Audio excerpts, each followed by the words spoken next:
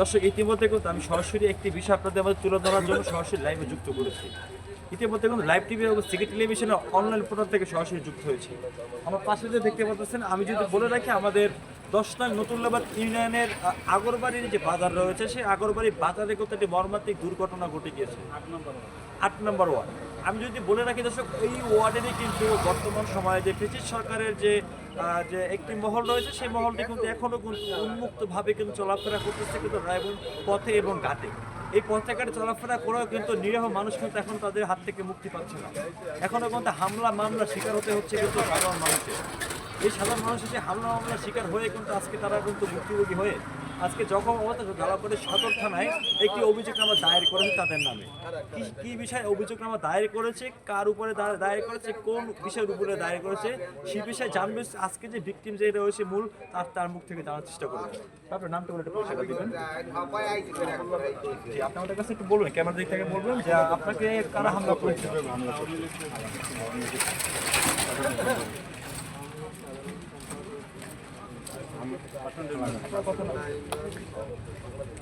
তো আমার সাথে যখন তার তো আমি মসজিদে কাকড়া দিয়ে বসে রয়েছি। সে পিছন থেকে আমার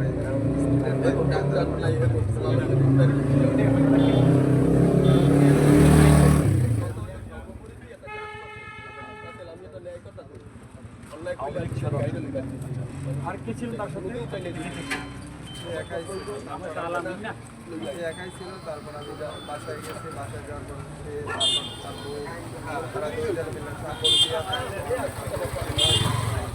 হ্যালো,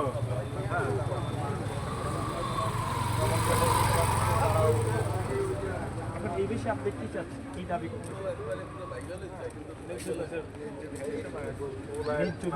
আইনের মাধ্যমে উপযোগী দোষীদেরকে তদন্ত করে আইনে হাতে আনা আপনার দাবি। এখন আপনার কোথায় কোথায় জখম?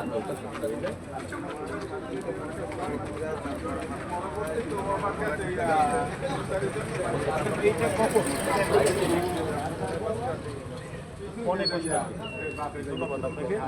দর্শক শুনছিলেন, আমরা কিন্তু ইতিমধ্যে ভুক্তভোগী তার কিন্তু সাক্ষাৎকার ইতিমধ্যে তার জবানবন্দি রেকর্ড করেছি। যা আমরা এই বিষয়ে কথা বলার চেষ্টা করবো আজকে। যে এই যে ভুক্তভোগী যে পরিবার রয়েছে, যে ছেলে রয়েছে, তার যে চাচা রয়েছে, তার চাচার সাথে কথা বলার চেষ্টা করবো। যে আপনার নামটা বলে একটু পরিচয়টা দিবেন। আমার নাম হচ্ছে আব্দুল কুদ্দুস মোল্লা। যে আপনাদের কাছে বলবেন আপনার যে ভাইয়ের ছেলের উপরে কারা আক্রমণ করেছে। আমার ভাইয়ের ছেলে, আমি মাগরিবের নামাজ পড়িয়া মসজিদ দিয়া আমি বাসায় গেছি। আমি এবার থাকি আরেক বাড়ি। আচ্ছা, যাওয়ার পরে এর ভিতরে আমার ওই বাইর বউ হয়ে আবার দৌড়ে গেছে কামালের আমার দালইয়া লড়াই, ওদিকে পিটাইয়া বেউস করছে। এই আমি ইফতারির পরে আবার বাড়িতে আমি পুরান বাড়ি গেছি। পুরান বাড়ি যাওয়ার পর দেখি যে মানে অ্যাক্সিডেন্ট জখম, ওই পিডে, এরপর ঠ্যাঙ্গে, এরপর হাত তো খুললে উঠছে, হাত ভাঙছে।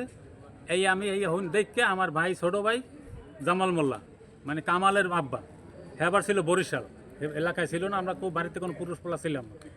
এই আমি দেখে আমি এই অবস্থায় মেডিকেলে লইয়েছি।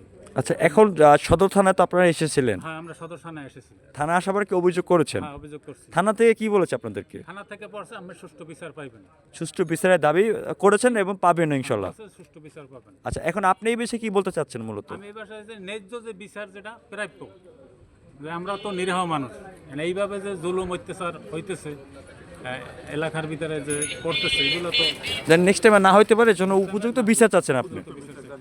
কথা বলার চেষ্টা করবো আজকে যে আহত ছেলে রয়েছে তার বাবার সাথে কথা বলবো। যে আপনার আমাদের কাছে বলবেন যে আপনার ছেলের উপরে কারা আক্রমণ করেছে আসলে, আর কি উপলক্ষে, কি কোন বিষয়ের উপর আক্রমণটা করেছে আসলে?